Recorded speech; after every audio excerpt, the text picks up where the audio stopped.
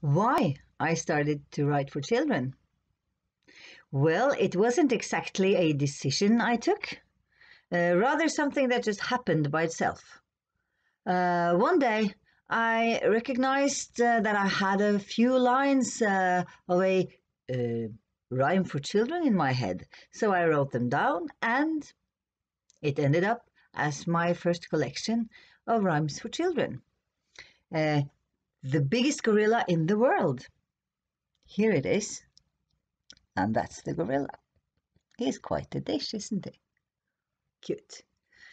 And afterwards, I wrote a few novels for youths. And after these publications, my editor said to me, Linde, now it's time for you to write a novel for children. He said, yes, very harsh there. And I answered his call by saying that it could not be done. I thought it sounded impossible for me to write for children like that, novels. Just too difficult. I didn't have the skills. But the thought didn't really leave me, and I had some sleepless nights in that period. And then one day, I don't know how it happened, but suddenly I just started to write Ein Bruder, dazu, viel. When I write, I really have no idea where the text is going. I write a few sentences, maybe I like them, then in that case I write a few more. And then probably I have to trick myself into writing many more. If I feel that the text has tension and that it excites me in some level, I give it a chance. And sometimes this process ends up in a book.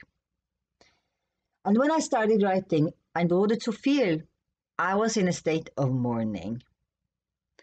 One of my dearest friends had just passed away. Her death came without warning. It happened like that. She was with us, and in the next moment she was not there anymore, and my sorrow was unbearable. I stopped sleeping. I stopped brushing my teeth. I didn't know what day it was. A classic depression, I think. And in the middle of that, I recognized that my son also was having a pretty hard time. Because how is it to be a child when one of the parents stops functioning?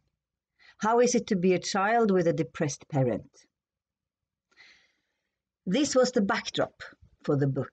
I thought this would end up as the essence of the plot. Then I started writing, and as usual, the text wandered off in its own directions, twisting and turning in ways that I was not in the least prepared for. Because this book was anything but a book about depression and sorrow. Rather the opposite, I think.